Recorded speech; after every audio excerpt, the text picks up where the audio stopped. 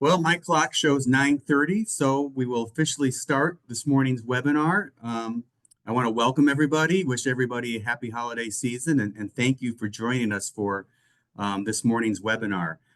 My name is Tim Anderson, and I'm fortunate to be able to serve as the CSG Midwest staff liaison to the binational, interstate, and bipartisan Health and Human Services Committee of the Council of State Governments Midwestern Legislative Conference.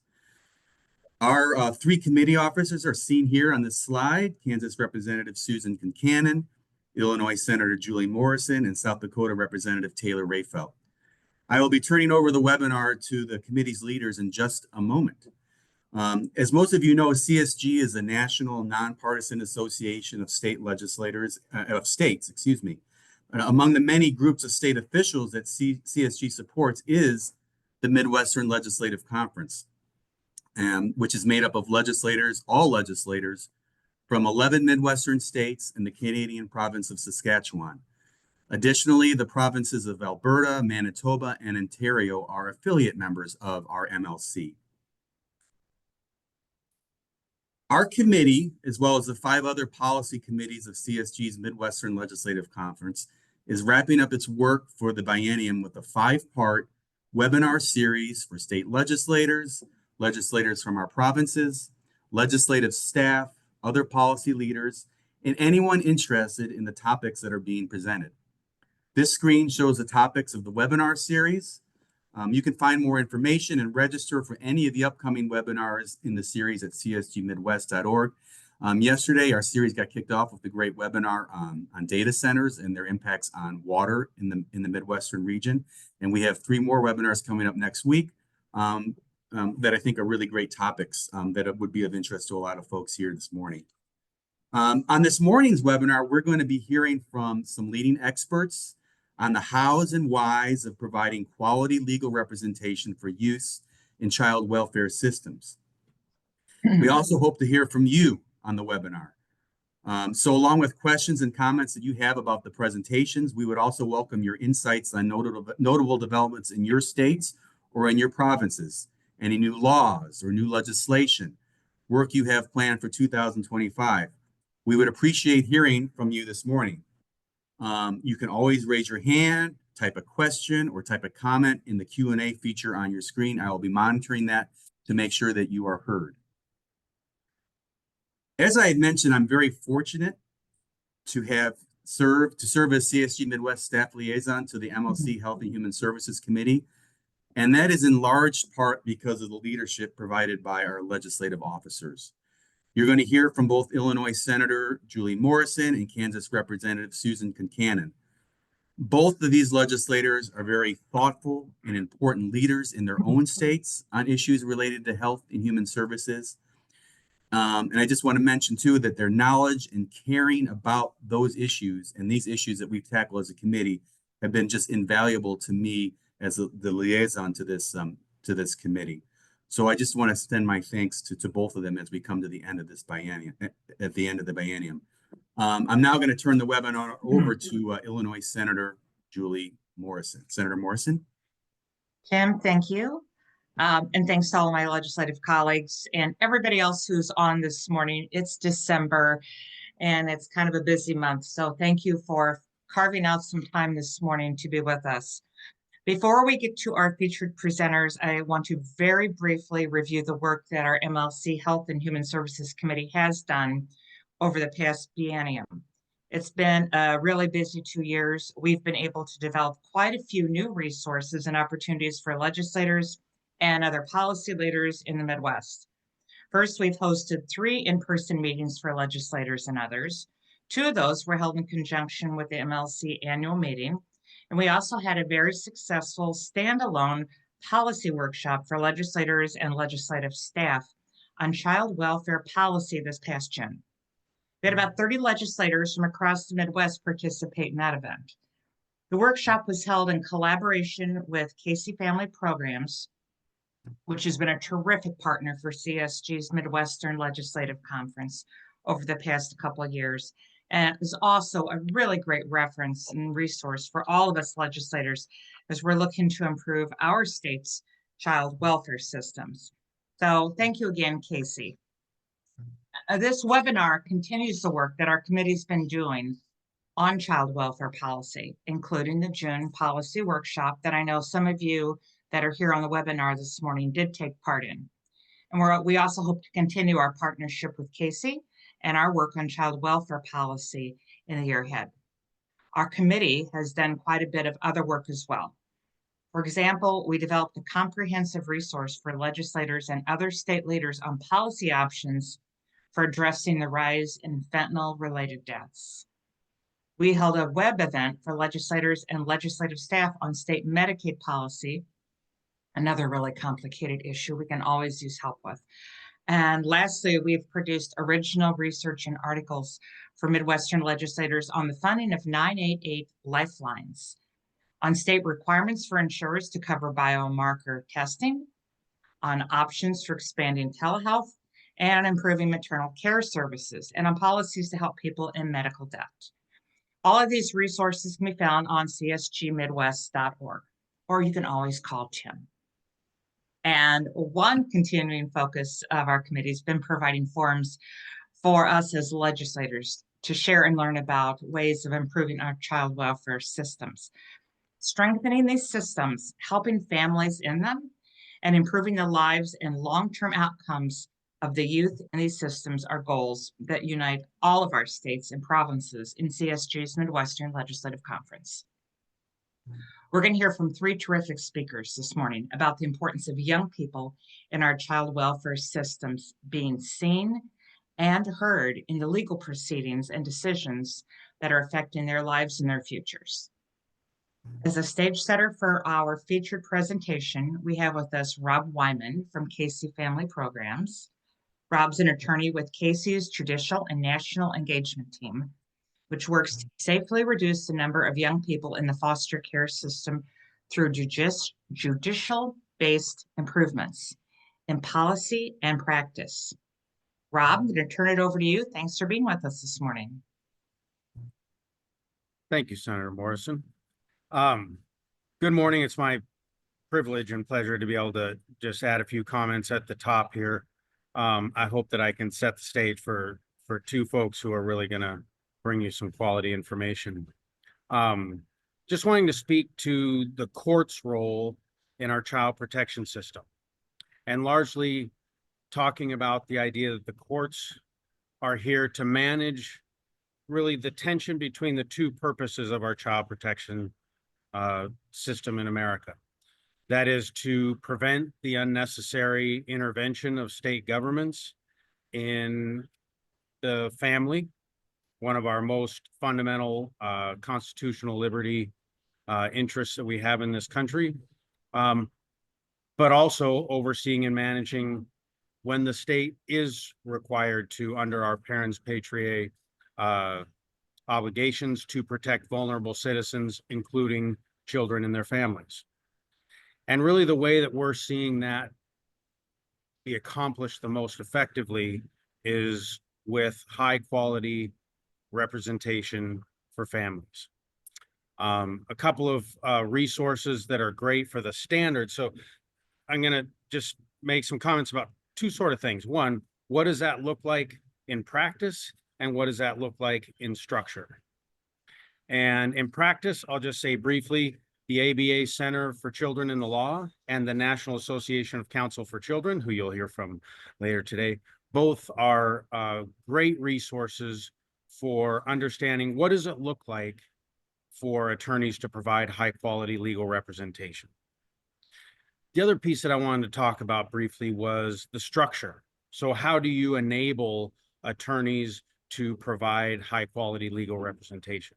And I just kind of wanted to walk through a little bit of the evolution of how that's been going on in America over the last about 20 years, but really taking on some new momentum recently.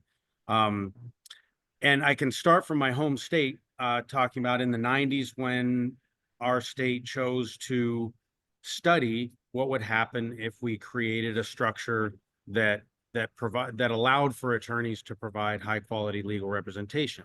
What that meant was creating caseload standards, providing, in this case, salaries as opposed to hourly billing or flat rate billing and such, and then support of other experts, and supervision and management.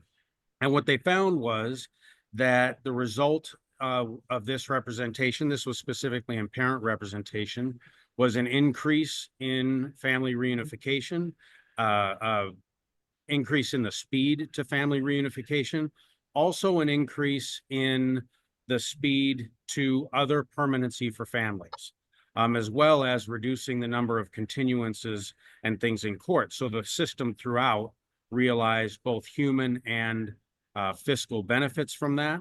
And as a result, the Washington State created a statewide Office of Parent Representation.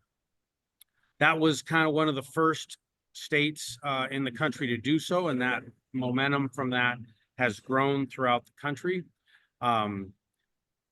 Following on a few years ago, there was a study of the nature of parent representation. This kind of took this information to another level. In New York City, they studied the idea of providing representation through a multidisciplinary team and also through an institutional and office-based practice as opposed to independent individual contract attorneys.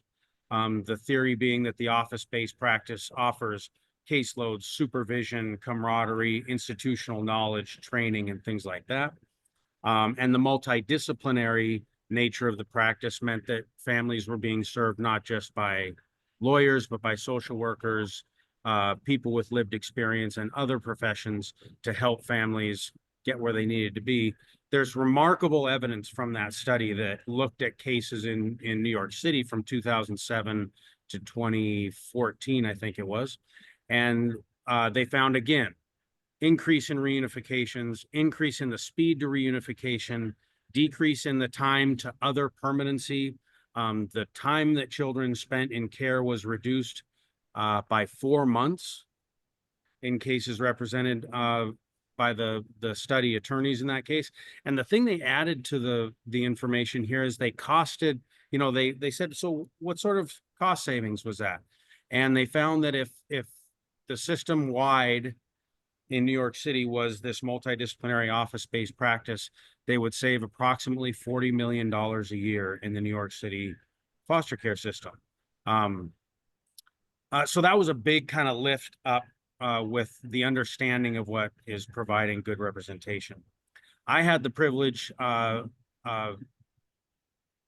10 years ago then to participate in a study, the Quality Improvement Center for Child Representation out of the University of Michigan Law School. And this study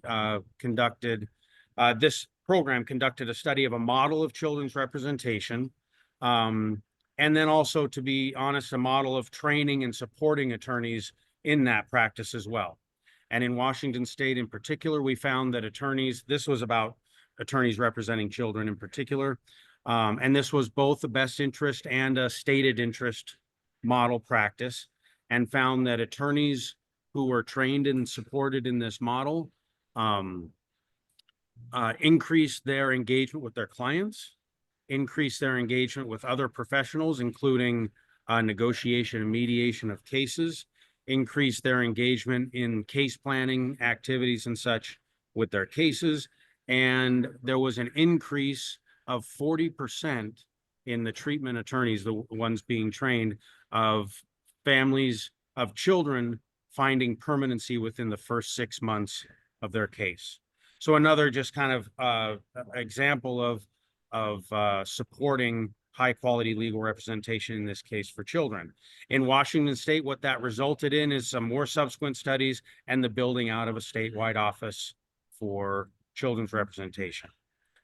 So just in closing, kind of want to talk about just mention the idea of building out structures, oftentimes under statewide offices, that can help with standards of practice, training and supervision and support for attorneys. It also can be found to help with legal deserts. A lot of states are finding that around the cities, there's attorneys to do the practice, but in rural areas and such, there aren't. And statewide offices often can help with spreading that practice around to evenly distribute representation around the state. I think I've probably taken up at least the amount of time I was given, so I'm going to end there and say thank you very much for your opportunity to speak to you today. Senator Morrison, if I could just interject, because there is a question for Rob. Rob, can you hang on just for one minute to answer the question that came in? So you mentioned the Office of Statewide Parent Representation and an office. Did you say that is it an Office of Child Representation as well? Are they two separate offices? And the question was if you know of any other states that have followed Washington's lead on that? Yes, yes. Recently, Montana created statewide offices of both parent and child representation. Colorado, Oklahoma, are other states that are creating statewide offices. I'm going to guess Natalie's can also offer some of those other examples as well. But yes, this is something that's starting to pick up a little bit of momentum in the last several years. Okay, thank you. Okay, well, Rob, thank you. And thanks for all the work you're doing at Casey. We're going to turn now to our featured presentation, which you now have, the stage has been set. It's actually going to be co-presented by two leading authorities on the issue of providing legal representation to youths in our state child welfare systems. And very pleased to have with us Kendall Seal and Natalie Washington to share their insights and perspective. Kendall's the Vice President of Policy for the Center for the Rights of Abused Children. And the center provides a lifeline for abused children by serving pro bono in their court cases, by strengthening protections that bring them to safety, and by reinforcing their constitutional rights through public interest legal work. Kendall leads much of that legal and policy work at the center. She'll be joined by Natalie Washington, who serves as policy counsel for the National Association of Counsel of Children. The association is a resource for a variety of organizations interested in child welfare law, practice, and policy. And Natalie has many years of experience as a leader in child welfare policy. She's a central part of the association's national campaign to guarantee youth the right to counsel in child welfare cases. So thank you to both Kendall and Natalie for being here this morning. Thank you so much, Senator Morrison. Representative Kincannon and Tim and all the legislators. It's really humbling to be invited to share with you today and honestly learn from you. I see so many faces on here that I'm always inspired by when I see them in webinars and in conversations. So let me see if I can get my screen share going and we'll kick this thing off. And thank you for having us today. I'm so excited to talk to this committee. In particular, Midwestern states, there's a lot of work that has been done by my organization and others to ensure high quality legal representation. So we're excited to be here and dig into this topic a bit more and inspire your questions and future conversations.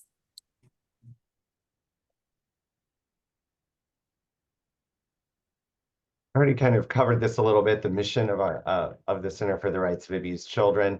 You know, our key focus, and I think the premise of kind of how, at least for us, how we got involved in this, is that line around like every child deserves a safe and loving home.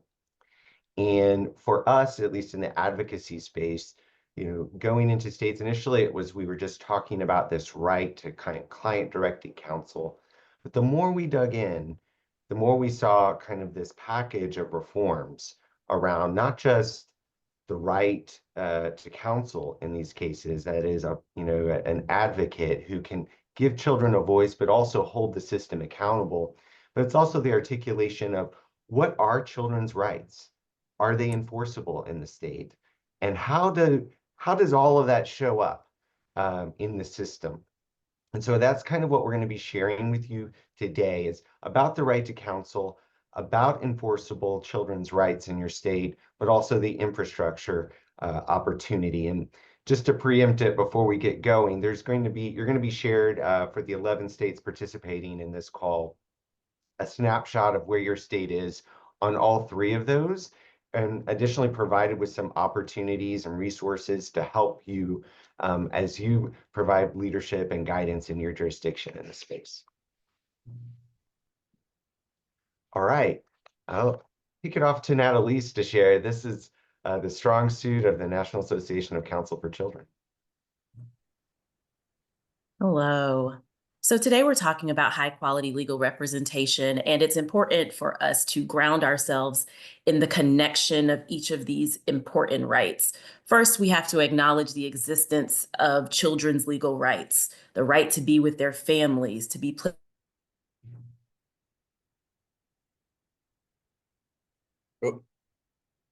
Like, is it frozen on mine or everyone else's in? Yeah, no, Natalie's froze up for a little bit. Kendall, maybe we could try to get Natalie's back in there, but for, Sure, I can take it from here. okay, So, until she gets back. yeah. So to give a kind of a macro snapshot background on this issue is that around the country, there's really, I kind of put them in three buckets. There are approximately 13 states with limited to no kind of legal representation support for children in their system. Then you're looking at 10 states that have client-directed representation. That is, they provide an attorney for all children in the state. They owe that child an ethical duty to fight and advocate for them. And then the states in between have a range of either a guardian ad litem model or a hybrid client-directed model.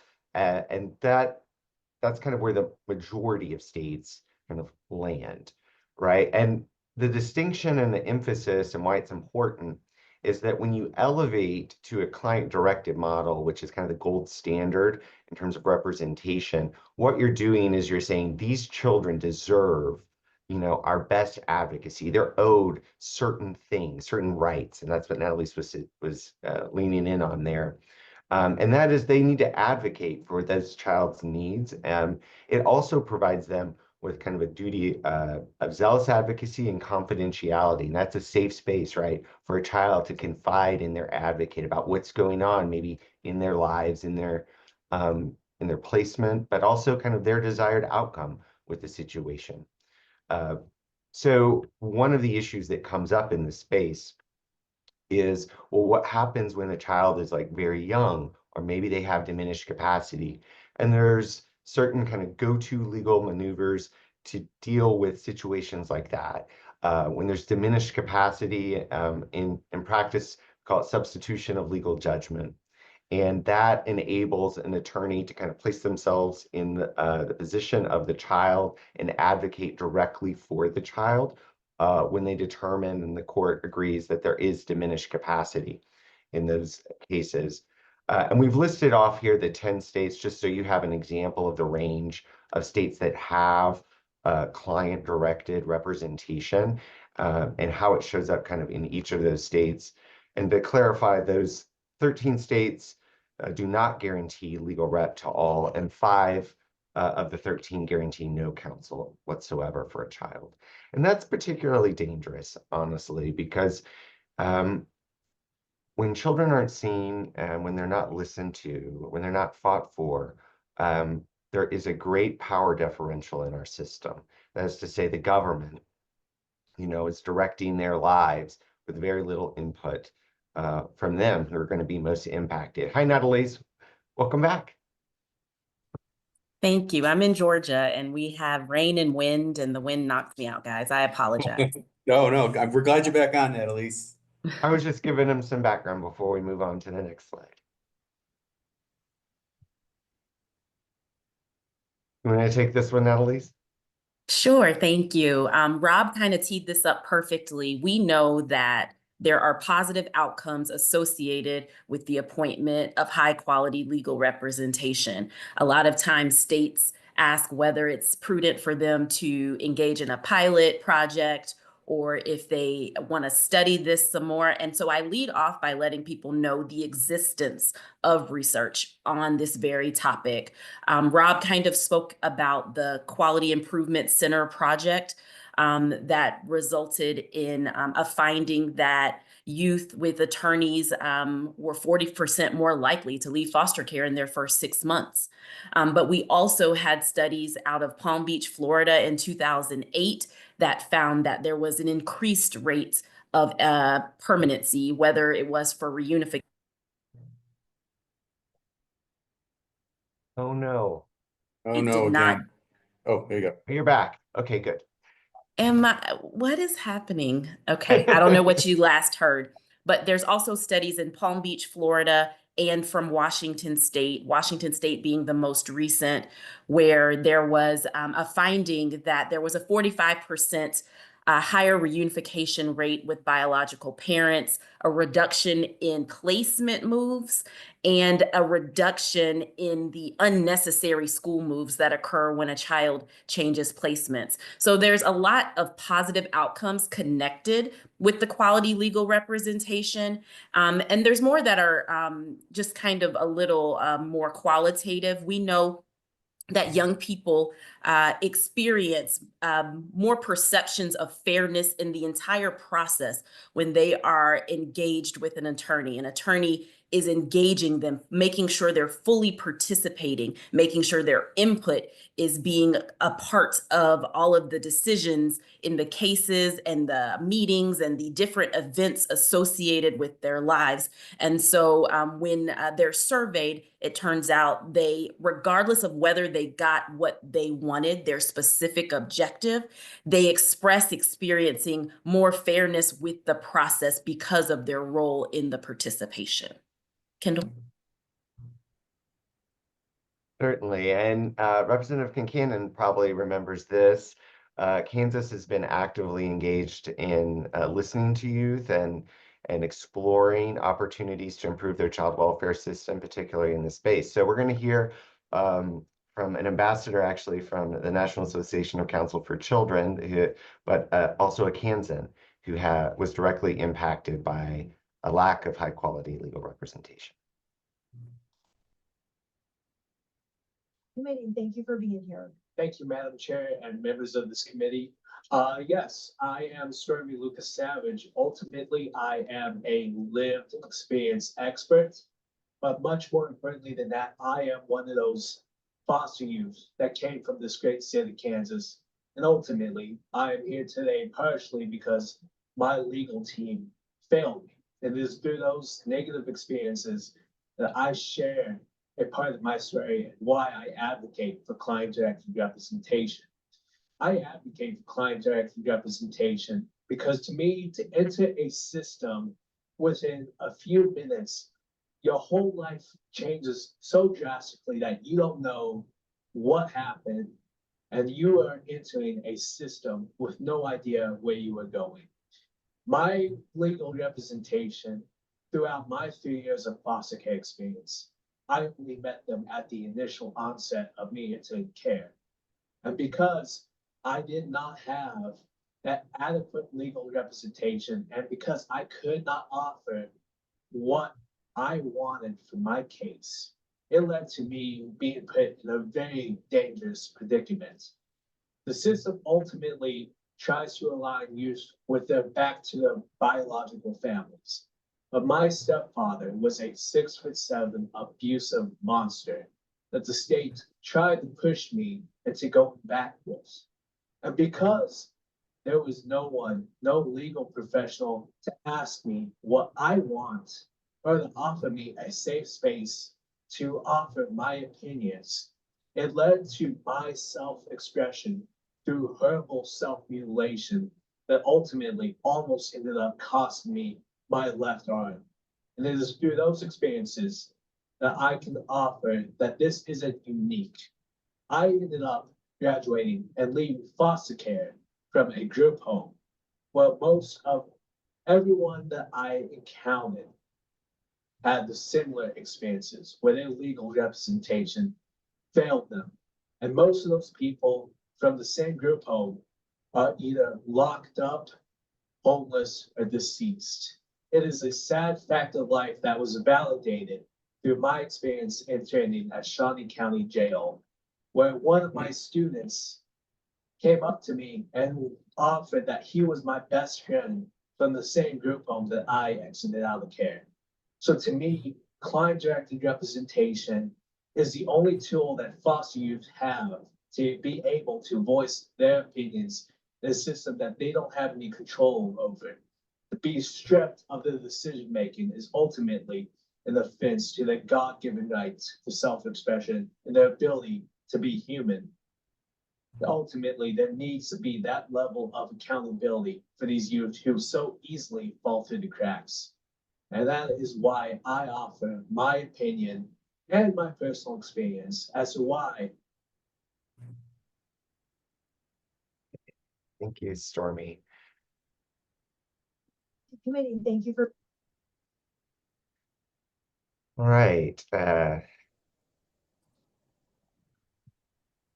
So that was Stormy testifying in Kansas on reform there related to client-directed representation. Some of the reform questions that come up, I don't know, Natalie's, if we want to go back and forth a little bit on this, we frequently hear like, well, you mean a child 5 years old gets a client-directed counsel? How does that work? Right. So we can start off by saying that attorneys are trained to work with people across developmental spectrums, just because we know that there is no typical client. So if we start there, we recognize that our ethical rules, the model rules of professional conduct, give us specific guidance about how we do this in any practice area, not just in the practice of child welfare law. We are to treat a client as normally as we possibly can while we are engaging with them. So we may have to do some evaluation to determine what that client's competencies are. But ultimately, the model rules of professional conduct, specifically Rule 1.14, gives us guidance that says that children as young as 5 or 6, and certainly those of 10 or 12, are regarded as having opinions that are entitled to weight in legal proceedings. So the onus is on the attorney to do an evaluation to determine how to communicate with that client and to reasonably ascertain that client's position or their case objectives. So if you can figure out in a developmentally appropriate manner the objectives of that client of any age, then that is what you are bound ethically to pursue as their legal counsel. So I'll let you respond to that, Kendall, before we talk about babies and nonverbal. Sure. Yeah. So we've seen in different jurisdictions, you've seen states, thinking of Colorado in particular, some states have had like cutoff ages. They fall in that kind of middle bracket that I would say. So not all children, they'll have an age, let's say 12 or 10, but it's kind of arbitrary. I think if you talk to a lot of advocates in Colorado in particular, they'll say, kind of wish we got rid of that age limit because it really is that the point of this is there's individual engagement with the child, right? And there's the rapport building and understanding kind of where the child's coming from and what their capacity is. Now, one example in Arizona, when we passed this reform, I mean, it was through a court rule change of how we implemented the substitution of judgment, which is that mechanism that Natalie's referenced when there may be a diminished capacity or they may be kind of a tender years, if you will, a child that may not be able to express what they want or what they need in their case. So that's one way in terms of policy making. There's the reform in statute, but then there's also this, I think, important collaboration with the courts around what the implementation component of this looks like when it comes to substitution of legal judgment. There are structural issues that can sometimes create impediments to high quality representation. And we're going to talk a little bit about that, I think, kind of later toward the end of some of the infrastructural challenges. But the important and real, I think, fundamental thing here that this is getting at is the importance of collaboration. You heard initially Rob share about multidisciplinary and kind of who's on first and who are all the actors in the room. And we get that a lot, like this is a lot of people involved. This is really important stuff because there's high stakes for this kid in the system, right? That, they could be sent back to a situation where they may be raped, assaulted, or even die. And that's the gravity of the conversations that we're talking about. And that's why it's really important that there's a lot of listening and a lot of advocating going on their behalf. And there's other players in the conversation, such as CASA. You know, they're able to spend time with children and give and support children in their way. But the key difference, I think, in the importance of client-directed counsel is that they're able to actually, you know, file a motion in court and advocate and hold the system accountable in a way that sometimes other participants in the system are not empowered to do. And that's a key differentiator between these various models. At least I didn't know if you wanted to add anything there in terms of collaboration. No, I do think that it's important to always note, as Kendall suggested, that there are complementary roles. CASA volunteers can work hand in hand with attorneys of any model of representation.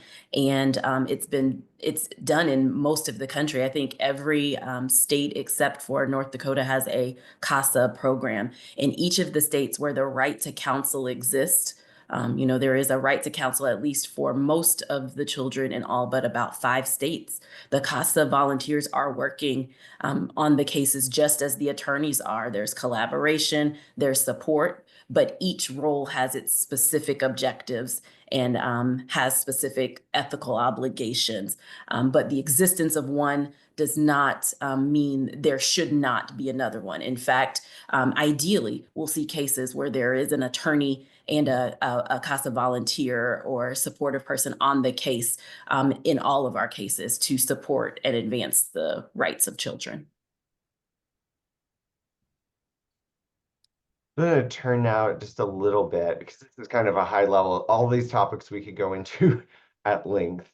But I just wanted to address a little bit the enforceable Bill of Rights component of this. And so you're looking at, you know, around 15 or more states, jurisdictions. There's 17 that have foster parent Bill of Rights. There's one state I literally looked up and they had 3 different areas of their statute with different bills of rights for foster care, but they weren't in any consistent place. And here I am like researching it, but they're clearly not even packaged well. So we'll kind of, which brings up the whole point. In many jurisdictions, these 2 problems surface.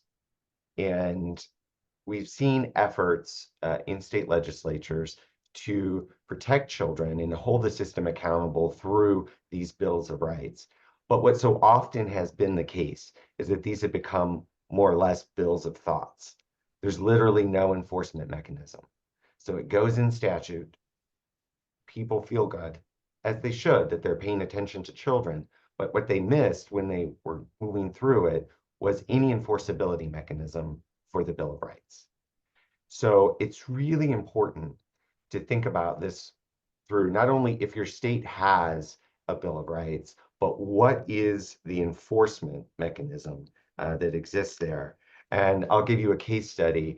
In Arizona, we passed a foster youth Bill of Rights that had literally said explicitly, these cannot be enforced in the statute.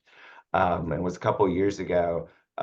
Same year actually that Kansas passed the Representative Gail Finney Foster Youth Bill of Rights that actually didn't just enumerate in detail what those rights are, and they're important rights, right? Like right to belonging, your belongings, right to be placed with a sibling, right to not have to move a school. I mean, these are core fundamental things. But there was no enforcement mechanism. So the way that looks for us, at least in terms of the advocacy space, is that we say they can pursue equitable relief in the dependency proceeding. So the goal here is not to kind of clog up the court system with additional litigation because there's already a lot going on in their lives, but they're able to surface those concerns or needs in their dependency action and achieve equitable relief in that proceeding. So that's what the mechanism is in a foster youth Bill of Rights. Sorry, I go too far down the line. And of course, in tandem with that is sort of like comes up, like who's going to enforce those rights? Like you can pass a Bill of Rights, and we can give you examples. Kansas has a great one, Arizona has one, Colorado has a very detailed one. All of them have different, or some similar rights components to them. But the issue again comes back to the need for client-directed counsel to actually file the motion to get the equitable relief in the proceeding. And so we believe that when bringing up this reform in your state, it's really important to think about not just getting client-directed counsel, but also pursuing an updated foster youth Bill of Rights that includes client-directed counsel as a component of it.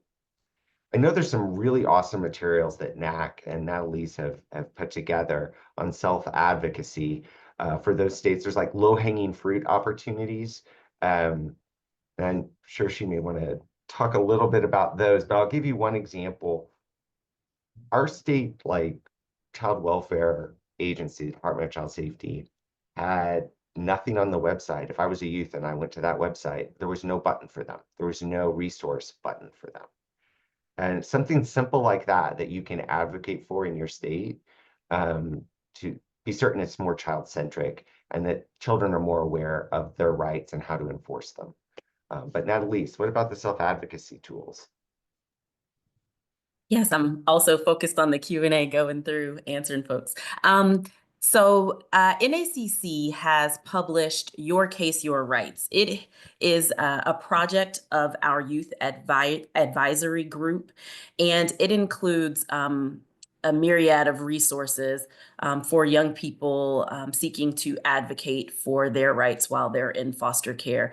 There is a map that will show you where there are Bill of Rights, not always enforceable Bill of Rights, but the existence of bills of rights for young people in foster care. And it also gives them tools to advance how they speak to their attorney, what they're asking their attorney for, and just a lot of supportive options for them to engage in advocacy. While this is in no means supposed to be intended to replace legal representation, we found in a survey leading up to this project that so many young people did not feel worthy of rights.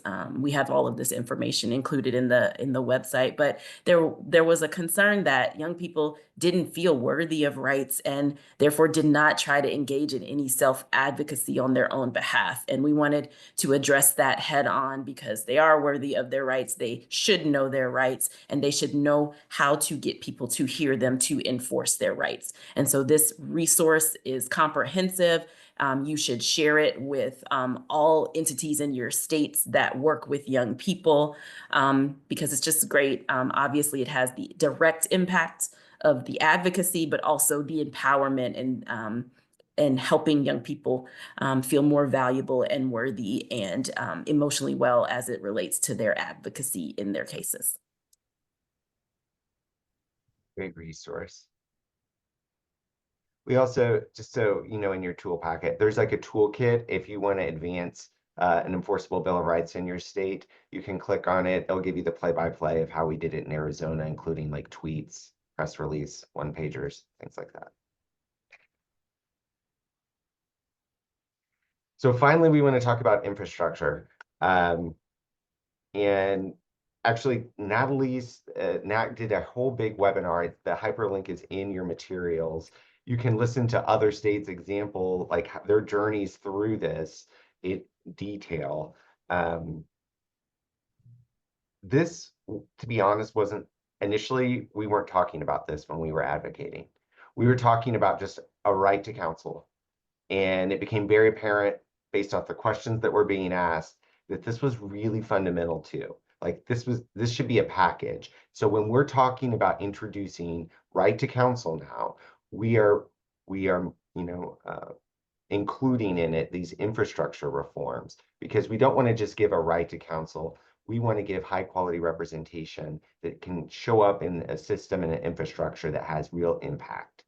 And so this just kind of outlines some of the things to be thinking about. Like a lot of states, their guardian ad litem models are kind of county or district court based, versus having a state court-based piece to it. And interestingly enough, one of the things that people say is we don't have enough what? Money? We don't have enough people. But then when you drill down, you'll realize like they don't even really know how many people they have because it's all usually at a county level. And when it comes to funding requests, a lot of times the state's not actually making those funding requests for legal representation funding. It's the county level, and sometimes they don't even have the skill set to do that initially. So it reveals a lot of kind of opportunities for growth within the child welfare infrastructure, whether you have a county-based or a statewide office of child and family rep.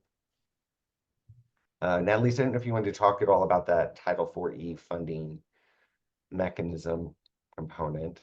Yes, since 2018, the federal government has changed existing policy to allow for Title IV-E funding of the Social Security Act to reimburse the cost of part of the cost of legal representation for children and parents. I will drop a link in the chat that will show you your state's progress as far as parent or child rep is concerned and the utilization of Title IV-E. It is an opportunity to expand legal representation. It is an opportunity to increase salaries. It is an opportunity to ensure high quality. In 2018, it existed in the body of child welfare policy.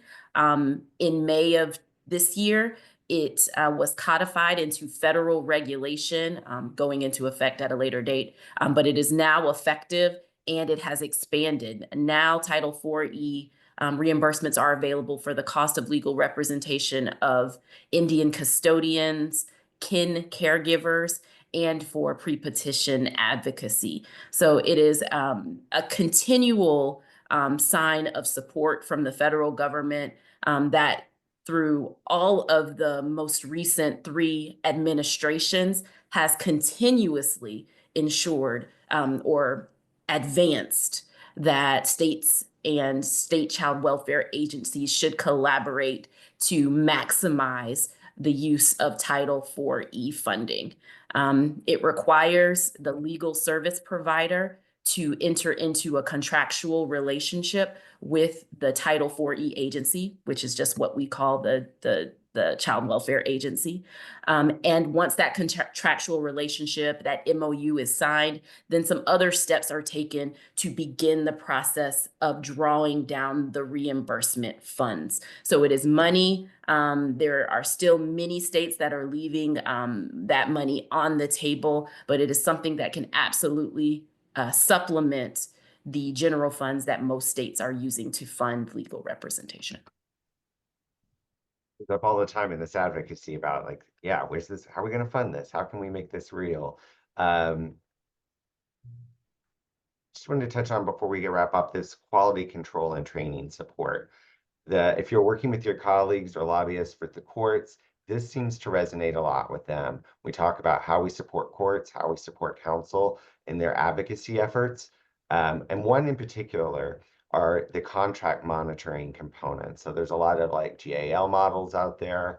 But even on the client-directed model, you'll find that the contracts for these can be very scattershot in a lot of jurisdictions and cannot be very robust or be monitored.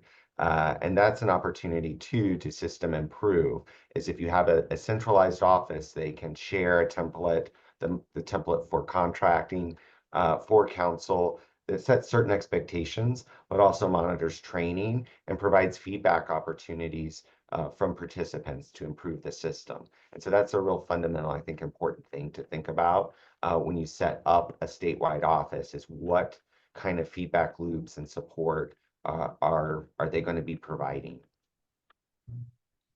Okay. Last slide, our social media for everyone. Stop sharing. I don't know if there are any questions. Kendall and Natalie's, thank you. Really interesting. I kind of have a couple questions myself before I hand it over to Tim to sort of look at the other questions. So Illinois has a GAL model. out, can you kind of walk us through how you convert a GAL model to something that would be able to draw down Title IV dollars? What are some of the things that we would need to look at? Right now, Illinois, Kendall, I'm assuming you would. You Okay, go. right now, the Illinois model is eligible and in fact accessing Title IV dollars. It is? Yes. A bill was passed, what is this, 24, 23, or 22, requiring the maximization of the utilization of Title IV dollars. And so that's been on the books. It was Senator Gillespie's bill. But either way, the GAL model is eligible for Title IV dollars and is drawing them down. It does, The but that, model. go ahead, sorry. The model of representation, the feds do not require a specific model. As long as there is an attorney representing a child, they can draw down $40. We advocate for client-directed legal counsel, which we're happy to talk more about, but both models are eligible for Title IV. Okay, thank you. Learned something about my own state. Tim, do you want to take the questions, Yeah. please?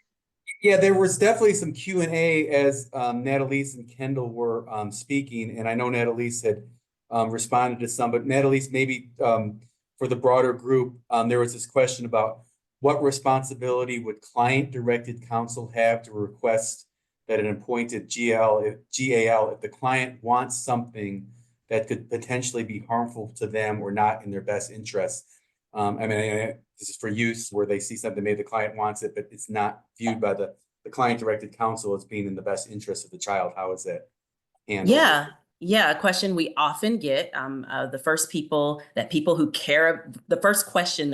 care about children ask is, how do we keep them from asking for things that are unsafe or unreasonable? So very common from state legislators across the country. And the answer is twofold. First, as an attorney, if any client in any practice area asks me for something unsafe or unreasonable, I engage in extensive counseling. I'm meeting the client multiple times. I'm speaking to them about their named objectives. I'm telling them why this option would result in this particular outcome and how that could impact them. So extensive counseling, more than one visit, talking to the client. But ultimately, if that client is holding fast and continues to ask for something that I know would bring substantial harm, there are specific guidance available to me from the model rules of professional conduct that may allow me to reveal confidential information to the tribunal or to seek out the appointment of a guardian ad litem who would advocate for the best interests. So it's state specific, so I don't want to do any more narrowing of my response because I want you all to, when this question comes up, to look specifically to your model rules of professional conduct and the guidance it gives to attorneys who have clients asking for things that would yield substantial harm to them. And we're happy to share with you too, kind of when we testify, at least on this, that navigating some of those ethical components. I mean, if it's a threat to a child's life, of course, or something like that, we wouldn't. There are kind of safety valves for that kind of conversation to happen. But what we hear is that like youth want that space to be able to share what's really going on. And that's why confidentiality is so important, because you actually want them to open up and develop a trusting relationship. We heard Stormy say, like, they only met with me at the beginning. We want them meeting with them not just at the beginning, like we want them meeting with them throughout. So that's the system change component. But that actually leads to another question that come up in the chat early on, Kendall and Annalise. You mentioned, because you just mentioned confidentiality. So is there a role for either the biological parents, other caregivers, or just other adults in the youth's lives to play in this client-directed counsel, or is it really between the child and the client and the counsel? It's between the child and their counsel. We believe in the proper kind of ordering of these legal relationships. One of the feedback loops we heard loud and clear at a special hearing, kind of what's going on with our system interim hearing, was that people are like, what's your role here? There's these different people and they're doing different things, and who owes whom what duty, and we believe fundamentally it's the judge's job to determine, to judge the case, and it's the attorney's job to listen to their client and to advocate for them. And that's the proper kind of legal relationship that should be happening. I think sometimes what happens within these models is there's an obfuscation or a blurring of the legal lines about who's doing what in each of these cases. And so this too seeks to clean that up. And just one last thing to Kendall and Natalie. Natalie, you had shown some kind of research that had been done on the impact of client-directed counsel. The question is, for states that have laws that now require client-directed counsel, have they done anything to track the impact of those laws? And for states that are considering that kind of requirement, would it be a recommendation that they try to find a way to track the impacts of requiring that youth get this counsel? Well, I'll make a blanket statement. I want everybody keeping data and being able to keep up with what is happening in the outcomes for children. But I will say the client-directed states, just like anybody else, are managing their data. But whether there is a clear comparison in 2017, they passed the law. In 2021, we're comparing the data. We don't really have like the side by side of before they initiated and after. I'm sure at some point, some great researcher is going to put that together so we can share it with policymakers. But we have, these concrete studies, and we know that states are keeping data. So I think it behooves us sometimes to do some bringing together of folks. One thing NACC likes to do is make sure the states are aware of other states that are implementing things that they are seeking to reform. And so perhaps the availability of those collaborations and partnerships can lead to some data sharing and just revealing of the outcomes they've observed, even if it's not a formal report per se. Okay, well, great. Thank you to Kendall and Natalie. This is terrific. Pam, could I ask a question? I can't. Oh, Representative Kincannon, absolutely. Yeah, I can't figure out how to get my hand raised. I think maybe because of being a panelist, but my question is, we've had a couple of hearings on this in Kansas, a couple of different years, and we get a lot of pushback from judges and attorneys. And I'm just wondering what you might have experienced in other states, if it's similar to that, and if there's something special that you could tell us on how to handle that. Thank you for this question. Yes, we oftentimes find that guardian ad litem attorneys and judges that rely heavily on their guardians ad litem will form a group of opposition to an existing bill. And that's what we saw in Kansas. I think it is continuous education and bringing in lived experience to continuously share why the client-directed advocacy is important, why maximizing youth voice is important, and reiterating that the role of the judge is to make the best interest determination. So it's not that there is not an entity responsible for the best interest of the child. That is the role of the judge. Now, in places where the guardian ad litem attorney is the advocate for the best interest, the judge has the opportunity to glean that best interest recommendation. But judges are not bound by the guardian ad litem's best interest recommendation. It is something that they filter with all of the other evidence presented to them. And ultimately, the judge makes the decision about what is in the child's best interest. The same would hold true when a child is appointed a client-directed attorney. And so I think the hang up and the fear that guardians ad litem have is that all of these children will be unsafe, ask for unreasonable things, and the court will never hear what is best for them. And that's just not the case. The agency has a burden of proof to bring forward evidence. Parents' counsel are bringing forth evidence. Client-directed counsel are bringing forth evidence. Judges are given comprehensive information to make good decisions. And so we just continually need to educate our judges. Peer-to-peer conversations are helpful from judges in states with client-directed legal counsel, and just guardians ad litems observing and learning more about the client-directed model and the huge role of client counseling. So there's not this fear that children are just going to be egregiously unsafe and harmed, because that is not what we're seeing in states implementing client-directed advocacy. Thank you. Yeah, thank you all for those questions. And of course, Donatale and Kendall, really appreciate you taking the time to put together such a thoughtful presentation. As I mentioned near the start of the webinar, we'd also like to hear from any perspectives that you have, any developments on child welfare policy in your states. Please keep those in mind. We're going to open that up in just a little bit. If there's any interest in new laws or developments in your states, notable work that you've been doing over the interim, any plans for 2025. If that happens to be something you've been working on that you'd like to share, please do so. I do know of at least one important piece of legislation that passed in our Midwestern states this past year, and that is a new law in Kansas that's known as the SOL Law. And Representative Concanon, who is the co-chair of our MLC Health and Human Services Committee, led much of that work in Kansas on this SOL Law, which is a first of its kind law in the nation. At least that's my understanding. For no other state has passed this kind of SOL law. So I asked Representative Concanon just to speak for a few minutes about the law. She's agreed to do so. Before I turn things over to her, I do just want to extend my thank you and congratulations to Representative Concanon for her legislative service. She decided not to run for re-election in Kansas this year. I can speak for my committee and all of CSG in saying that we are going to miss Representative Concanon. She's been such an important part of our work and of CSG.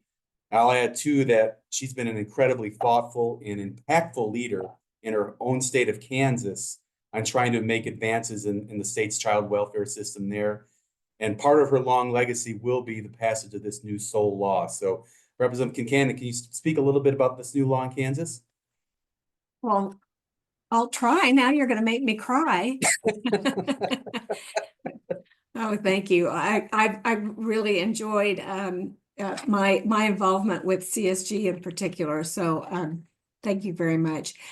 So SOL, Family Legal Permanency Option, is the official name.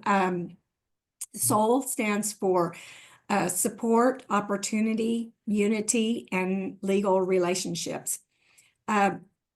This was a concept brought to us by the Annie E. Casey Foundation. It was actually a brainchild of the 2018 Jim Casey Fellows as to address the complexities of older youth that weren't being addressed by reunification, adoption, or guardianship. Kansas was selected as the state to work with because we had an extraordinary high number of youth aging out of the system. We were at 56%, where the national average was at 51%.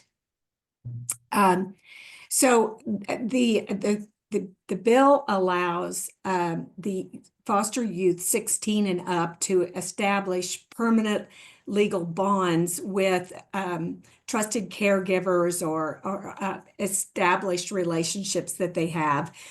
And this could be a favorite coach or a neighbor, or it could be kin. It could be an aunt. We have a situation that's an aunt is their sole relationship. So they have the opportunity then to build their own village for them to transition into adulthood. In that case, if there's multiple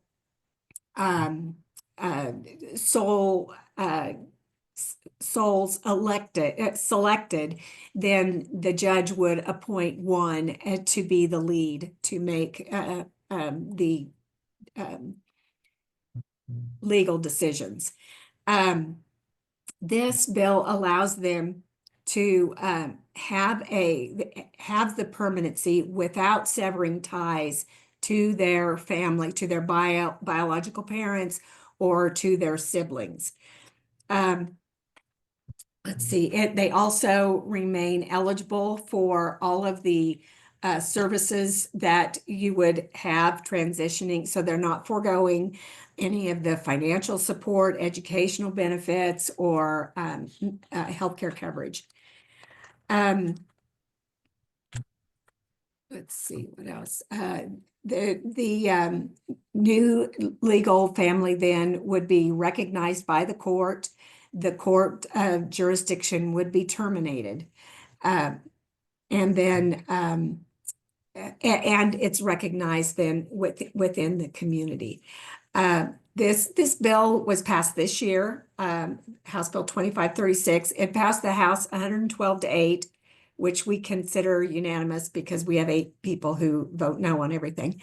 And the Senate passed it 40-0. Then the governor signed it.